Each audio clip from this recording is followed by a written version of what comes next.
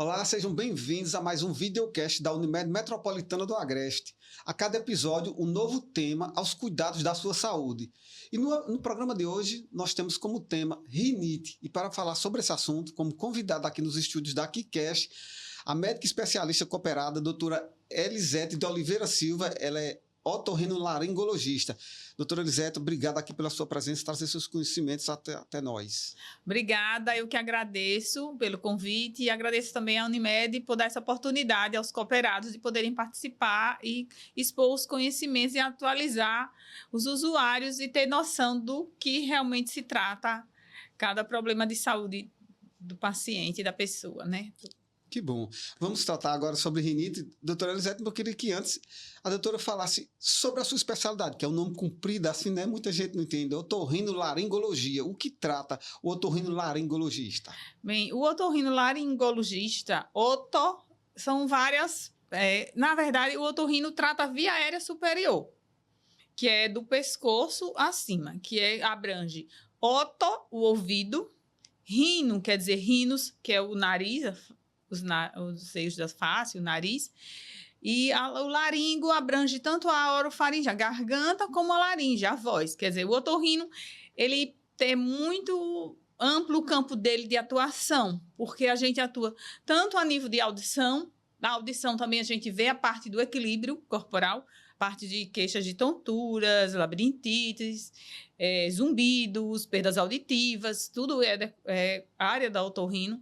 A parte nasal, também as rinites, as sinusites, quer dizer, e também as amidalites, adenoidites nas crianças, e também a voz, né? A voz profissional, a voz rouca, as faringites, é muito amplo o campo da otorrino. Se a gente for falar, a gente não termina o podcast só falando do que abrange a área. Importante. A gente tem, comumente a gente fala popularmente, né, que tem ligação, quando a gente fala do nariz, do ouvido, da garganta, termina tendo tudo tendo essa ligação, tão interligados? Sim, são. Anatomicamente e funcionalmente são. A fisiologia e a anatomia estão todas interagindo entre si. O ouvido tem comunicação com o nariz através da tuba auditiva, que é como se fosse um corredor, uma janelinha, que equaliza e controla a pressão do ouvido. Por exemplo, em voos, de subida e descida de serras, você vai sentir um cloque, um barulho no ouvido, que é decorrente da pressão, para equalizar a pressão, para o paciente, a pessoa não sentir dor, né? O nariz se comunica com a garganta, né?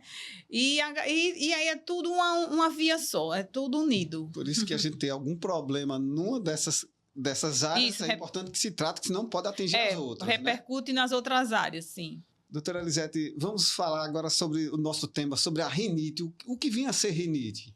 Rinite, na verdade, é como fosse um processo inflamatório, né, que acomete a mucosa nasal, né? Aí, toda a mucosa nasal, ela tem uma sensibilidade a vários fatores. Podem ser alérgenos, né? Como também a poluentes ambientais, pessoas que trabalham em fábricas, que tratem com materiais tóxicos, tudo isso pode desenvolver rinite. A pessoa que é bem alérgica, uma criança, pode ser bastante atópica. O fato da poeira domiciliar, aquele pó de casa também, tudo isso, a poeira dos carros, tudo dependendo do grau de sensibilidade de cada pessoa e pela genética que ela tenha, se ela herda dos pais que tem muita alergia, provavelmente vai ser uma criança atópica, e o meio que ela vive também. Se ela vive num ambiente muito fechado, que não tem contato com a natureza, também vai ser uma criança mais alérgica, vai ser uma pessoa mais atópica, né? Como se fala. Quando a gente fala de rinite alérgica, quando a gente fala especificamente sobre rinite, a gente vai sempre dizer que rinite é sempre em decorrência de alergias, de alguma deficiência.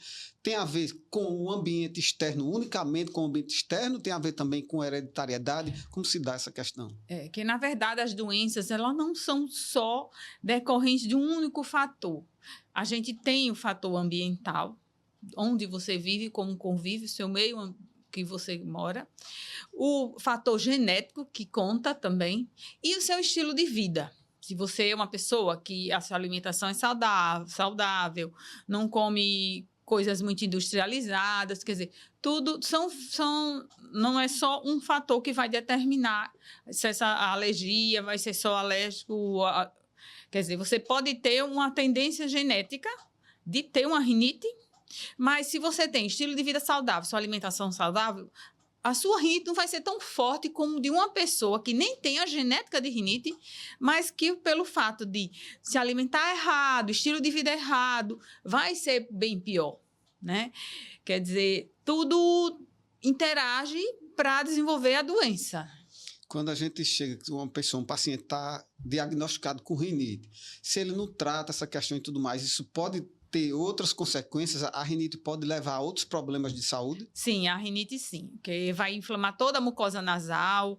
Aí essa rinite pode desenvolver quadros de sinusite também. Por exemplo, teve um resfriado, já estava com a rinite, e aí vai fazer com que a secreção, a face em si, ela não é só a mucosa nasal, ela tem os ossos da face, que são os seios da face, os sinos, seios da face, seios paranasais. A gente tem o seio frontal, tem o seio maxilar, tem a região do seio etimoidal. Quer dizer, todos eles se comunicam, são cavidades aéreas, né, que fazem com que o crânio da gente não seja tão pesado, para ele poder ser mais leve. E aí existe essa mucosa nasal lá dentro também. Quer dizer, se está inflamando sempre, processo inflamatório não trata, não usa as medicações corretas, né? E aí tem os contatos com coisas que ocasionam mais alergia, vão juntar secreção ali, vão desencadear a sinusite. Quando o paciente está com quadro de rinite, assim, a rinite ela sempre vai ter sintomas que vão ser perceptíveis. A pessoa tem como identificar, eu estou com crise de rinite, ou estou desenvolvendo, minha rinite está me atacando, como a gente diz. Tem como perceber isso? Ou a rinite, a gente pode estar com um quadro de rinite e assim, não ser tão perceptível, e se não tiver o tratamento, ele desencadear por algo mais complicado. Como se dá essa questão? Não, assim, a rinite, dependendo do grau que a pessoa tenha da sensibilidade do organismo, né? Se é uma pessoa que é asmática, pode ter um quadro de rinite mais leve ou pode ser mais exacerbado. Se a pessoa tem o contato com o meio ambiente, muda o clima, muda o tempo, já começa a espirrar, quer dizer, já é uma rinite, né, que a pessoa é alérgica e precisa tratar, fazer as limpezas nasais, né, fazer todo aquele cuidado do meio ambiente, né? E aí, nisso, dependendo do meio ambiente que a pessoa viva e dos cuidados que ela tem, ela pode até aparecer uma rinite leve, que eu não sabia que eu tinha rinite, agora eu estou. Mas, quer dizer, e uma pessoa que sempre está espirrando, corizando e tudo, já percebe que realmente é uma rinite, né? Já está numa crise. Já está em crise, já está com secreção nasal, coriza muito, acorda, já espirra. No fim da tarde está espirrando muito, escorrendo água do nariz. Esse menino vive com o nariz escorrendo. Mas geralmente é uma rinite que não está sendo tratada, né? Como é feito o diagnóstico? Como é identificado para a pessoa ter certeza? E assim, qual o momento que a gente precisa ir ao médico para poder chegar ao diagnóstico correto? Olha, a rinite, ela não vai só dar sintoma nasal. Ela, às vezes, dá... Uma pessoa, olha, trouxe meu filho aqui porque ele vive com uma coceira na garganta, é um barulho, uma coceira, um barulho, como tivesse coçando a garganta. Ali é um quadro de rinite, que às vezes é uma secreção que não sai tanto pelo nariz, mas fica descendo por trás, para a faringe, e fica tendo faringite, a garganta fica irritando, porque durante a noite ele vai dormir respirando pelo nariz, mas no meio da noite acorda com a boca seca. Aí vai respirar com boca aberta, aí nisso já vai dar outro sintoma que às vezes o paciente chega no consultório, nem sabe que tem rinite. Quando a gente vai fazer os exames, que existem exames hoje, né? Tem os exames de videoendoscopias nasais, que a gente vai com a fibra tanto flexível como rígida, coloca a medicação e vai lá e a gente vai vendo toda a anatomia e estrutura nasal. E vai vendo os sinais que a pessoa tem quadro de rinite alérgica, né? Tem os testes alérgicos também, que fazem o diagnóstico, ajudam a fazer o diagnóstico. Hoje em dia tem o leque para propedêutica, para descobrir os quadros de rinite é amplo. Quando a gente deve procurar o médico, quando a gente deve procurar o especialista, no caso assim, de achar que está com suspeita e estou com alguma questão assim relacionada à rinite. Quando começa a realmente ter os sintomas, sentir que está com obstrução nasal, acorda com a boca seca, acorda no meio da noite para beber água, não está respirando bem. O olho também, se tiver com o olho coçando, às vezes com coceira no olho, vou no oftalmo, eu estou com alergia no olho. Mas às vezes daquela alergia no olho também tem alergia da rinite. Quer dizer, é toda a via aérea. Meu ouvido coça, sinto muita coceira no ouvido. Mas essa coceira no ouvido, às vezes, é também a ver com a atopia, com a alergia nasal também. Estão interligadas, né? Não está um independente do outro. Quer dizer, queixas de essas coceiras ao ouvido, garganta, pigarro, pruridozinho que sente, fica aquele pigarrinho, né? Tem pessoas que fazem aquele puxadinho na garganta. Geralmente está associado com a rinite. Quando a gente tem esse problema, a rinite, ele acomete a pessoa em qualquer idade ou tem uma idade que se desenvolve só mais com o tempo? Como é isso? Uma criança pode desenvolver rinite ou um bebê já nascer e já desenvolver o problema de rinite? Pode, sim. Pode. Tudo é como eu falei, né? É a questão do meio ambiente e da genética. Se o meio ambiente predispõe a ter os sintomas da rinite, é um prato cheio. Quer dizer, tem a genética junto. Quer dizer, meus pais são alérgicos. O ambiente meu é atualmente com poeira, com pó, com um ambiente fechado também, sem contato com o meio ambiente, sem contato com a natureza, sem expor a criança a brincar fora, ficar só preso dentro de casa, entendeu? A criança tem que se expor também. Aí vai desenvolver logo o quadro de rinite, vai ter sintoma.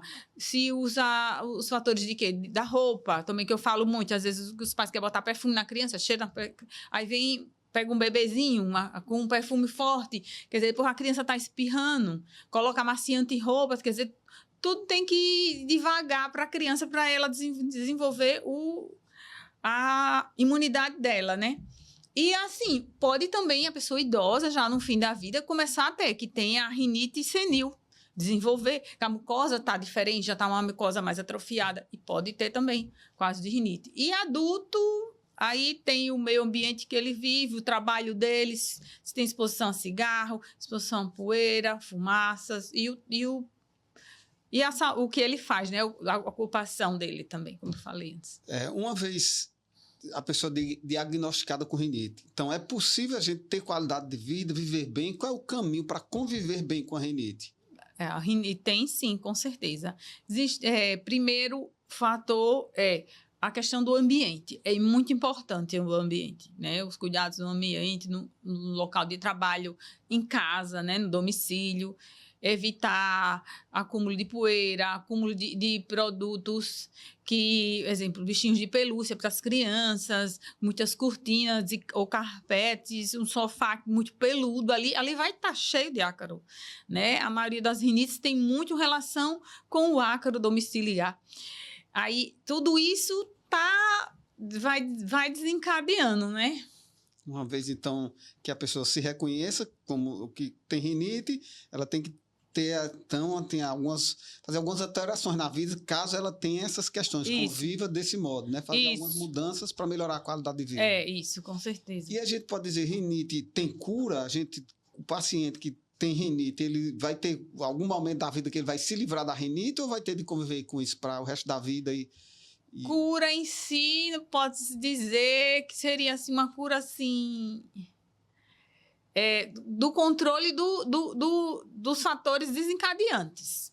Aí, sem os fatores desencadeantes que ele descobre que realmente ocasiona, vamos dizer, não tem alergia à poeira, ácaro, mas eu fiz testes alérgicos, não deu nada, nenhum produto, nem a ácaro, nem a fungo, nada, nem a gato, nem cachorro, nem ao pelo do animal, né? O epitélio. Mas aí tem a questão que aí, às vezes, esse paciente come. Biscoito recheado com corante rosado lá, né? Aquelas balas coloridas. Quer dizer, tudo isso vai fazer com que ele também desencadeie. Quer dizer, a rinite não é só... Também tem a questão alimentar, né? Quer dizer, a alimentação também conta e ajuda a desencadear os quadros alérgicos também. Tanto da rinite, como também, né, da pele, quem tem tendência a ter rinite alérgica também pode desenvolver eczemas de pele, dermatites, e assim vai. Então, podemos dizer que é uma questão que, uma vez identificada, tem que ter toda uma atenção, né? E, assim, um encaminhamento para ter uma vida como se deve ter, com mais qualidade de vida, assim, bons hábitos, que a doutora Elisete fala nessa questão para os pacientes, para dizer assim, ó, vocês vão viver melhor dessa forma. O que é que a gente pode dizer? Aí é questão de ter o quê? O ambiente que mora, né? O domicílio, e a questão de evitar fatores que desencadeiem um ambiente com mais fatores alérgicos, que eu posso dizer, não ter muita carpete, cortina, ter um ambiente ventilado, não um quarto fechado, que hoje em dia, né, os jovens estão muito em ambientes fechados. Não se vive mais, né, como antes, de ir para a rua, correr, pular, brincar. Não tem até questão da violência e os tempos estão outros. Mas, assim, tenta deixar o seu ambiente para entrar luz solar, abrir as janelas para entrar a ventilação externa, para trocar aquele ar, né? Quer dizer, a questão tanto alimentar como do meio ambiente e também atividade física, se expor, né? Tomar o sol, tanta gente tomando vitamina D o tempo todo, né? Que está se prescrevendo tanto. E as vitaminas D lá embaixo, de algumas pessoas, mas porque não estão mais se expondo, né? Ao meio ambiente, ao ambiente externo, à luz solar, ao que a natureza proporciona. Ao que Deus fez, né, pra gente. Conviver em harmonia com a natureza. Tem que ter contato. Tem que ter contato. Porque se, assim, uma criança ela é alérgica e você não a expõe... Um exemplo eu tenho na minha casa. As minhas duas filhas, quando elas eram crianças, elas não... Eu morava em um apartamento que era extremamente limpo, era limpeza ao excesso. Que a minha mais velha era altamente atópica. Altamente. No momento que eu me mudei, fui para outro local, que tinha um ambiente com areia, que ela pôde brincar com areia, que ela teve contato com os animais, a rinite dela... Ela, uma vez ou outra, que tem uma crise, mas hoje em dia, assim, quer dizer, tem tudo isso, né? O ambiente influencia muito a alimentação e a genética. É isso. Pela sua experiência em consultório, é um problema que acomete muita gente, assim, muita gente chega, é um problema assim que ele é bastante, atinge bastante pessoas? Sim, a rinite é. A rinite acomete muitas pessoas. E como eu estava falando, como à medida que o ser humano está se afastando da natureza, do ambiente externo e está cada vez se recluindo mais em ambientes fechados, mais a sua alergia, o desenvolvimento das alergias vão ser maiores. Né? A tendência é das pessoas terem mais alergias no decorrer do tempo, porque está se afastando mesmo do ambiente natural, né? Da natureza. Da vida natural. Da vida, Então, o importante é isso, o caminho é seguir o que a natureza nos indica, né? É como se diz, comer comida de verdade, fazer atividade física, ter uma vida o mais natural possível. Isso, mais contato com a natureza e alimentação mais saudável, fugir de industrializados. Quanto mais embalagem tira de um alimento, mais tóxico mais prejudica o seu corpo, natural mesmo. A banana, a laranja, a fruta mesmo, que não tem a casca que existe, é da fruta, não de embalagem, né? E aí, quanto mais os pais ficam dando para os seus filhos alimentos industrializados, e até o próprio adulto comendo alimentos industrializados, mais ele vai ter tendências às alergias. Pode nem ter a questão de rinite, mas pode ter um problema no intestino, problema de pele, né? São vários... O caminho já é muito claro. Né? O que eu deixo claro é hábitos saudáveis, em todos os sentidos. Atividade física, alimentação saudável e contato com a natureza, né? E ter também a religião, porque a gente também precisa de Deus, né? Tem que ter a parte espiritual. Que bom. Soma tudo, a gente se fortalece. Com certeza. Tá bem. Muito obrigado, doutora Elisete, aqui para trazer os seus conhecimentos aqui para falar sobre esse tema mais uma vez para todos que nos acompanham. Tá, eu que agradeço, obrigada. E foi um prazer para mim também. Muito obrigado. Obrigado a você também que nos acompanhou. Até um próximo encontro. Tchau, tchau.